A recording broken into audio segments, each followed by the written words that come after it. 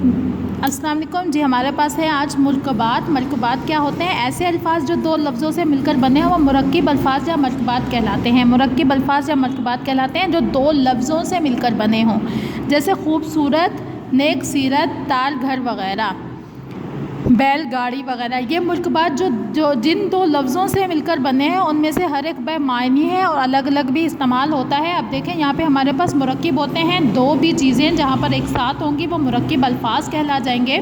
कि हम दो मुरक्किब अल्फाज को जब एक साथ मिलाते हैं तो वो बामानी अल्फाज मुरकबात बन जाता है। मुरकबात अल्फाज में खूबसूरत, नेक सीरत, तार घर।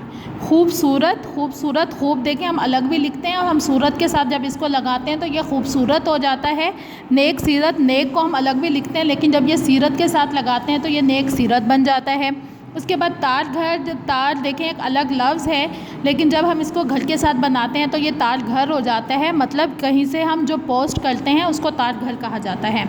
बैलगाड़ी, बैल एक अलग जानवर का नाम है, गाड़ी एक अलग लफ्ज़ है लेकिन जब ये दो बामायने लफ्ज़ मिलते हैं तो ये बैलगाड़ी हो जाता है। बैलगाड़ी वग़ैरह।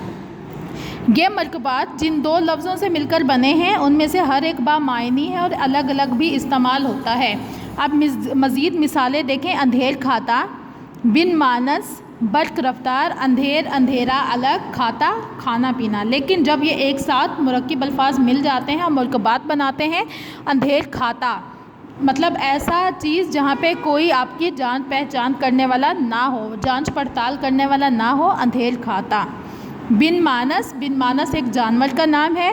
बर्क, बर्क कहा जाता है बिजली को, रफ्तार तेज़, बर्क रफ्तार बहुत तेज़ रफ्तार में। खुश नवेश, खुश होता है, खुश होना, नवेश का मतलब होता है लिखना, खुश नवेश अच्छी लिखाई में लिखना।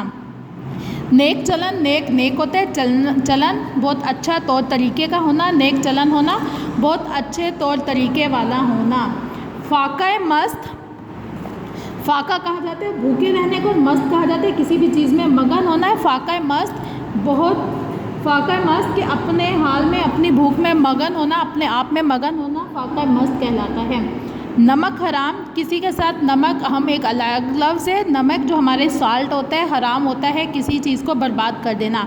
नमक हराम मतलब हम किसी के साथ जब कोई बुरा करते हैं तो वो हमें नमक हराम का एक मुहावरा बोला जाता है कि किसी के साथ जब कोई बुरा करता है तो वो बुरे इंसान के लिए नमक हराम का लफ्ज़ इस्तेमाल होता है। बस ऐसे मरकबात भी होते हैं जिनमें एक लफ्ज़ बामायनी होता है दूसरा बेमायनी। मतलब यहाँ पे तो दो दो लफ्ज़ बामायने हैं लेकिन बाज़ औक़ात ऐसा भी हो जाता है कि एक लफ्ज़ तो बामायने होता है जिसका कोई मतलब होता है जबकि दूसरा लफ्ज़ बेमायने हो जाता है लेकिन इन दोनों के मिलाने से ताकीद या नए मायने पैदा होते हैं। मसलन दाना दुनका, बातचीत, दौड़ धूप वग़ैरह। अब दाना दुनका देखें, दाना हमारे पास बामायनी लफ्ज़ है जबकि दुनका बेमायनी लफ्ज़ है। बात हमारे पास बामायनी लफ्ज़ है जबकि चीत बेमायनी लफ्ज़ है। दौड़ हमारे पास बामायनी लफ्ज़ है, धूप बेमायनी लफ्ज़ है। मतलब दाना दुनका बामायने और बेमायने, बातचीत बामायने और बेमायने, दौड़ धूप बामायने और बेमायने वग़ैरह। 10 मुरक्किब अल्फाज लिखिए और उन्हें जुमलों में इस्तेमाल कीजिए। यहाँ पे देखें 10 मुरक्किब अल्फाज हैं। पहला हमारे पास है दौड़ धूप। दौड़ धूप का मतलब होता है बहुत ज़्यादा कोशिश करना। नंबर 2 पर है बैलगाड़ी। बैलगाड़ी सबको पता है जिस पर सामान को लादा जाता है उसको बैलगाड़ी कहा जाता है। उसके बाद नंबर 3 पर है नेक चलन, बहुत अच्छे चाल चलन वाला, बहुत अच्छी सीरत वाला। नंबर 4 पर बद चलन है। बद चलन का मतलब बुरे किरदार का मालिक। नंबर 5 देखभाल, किसी की हिफाजत करना, देखभाल करना। नंबर 6 नमक हराम, मतलब किसी के साथ बुरा करना, किसी के साथ गद्दारी करना नमक हराम कहलाता है। नंबर 7 पर है काम काज, काम मुकम्मल करना। काम देखें बामायनी लफ्ज़ है, काज हमारा बेमायनी लफ्ज़ है। काम काज के काम काज करना, अपने घर के कामों को सर अंजाम देना। तार घर जहाँ से हम ख़त पोस्ट करते हैं। बातचीत बात करना। उसके बाद रहन सहन, रहने सहने का तरीका। जी ये हमारे मरकबात अल्फाज हैं। ये आपको मुरक्किब अल्फाज लिखाए गए हैं। आपने इन मरकबात को देखते हुए यहाँ अपने जुमले मुकम्मल करने हैं।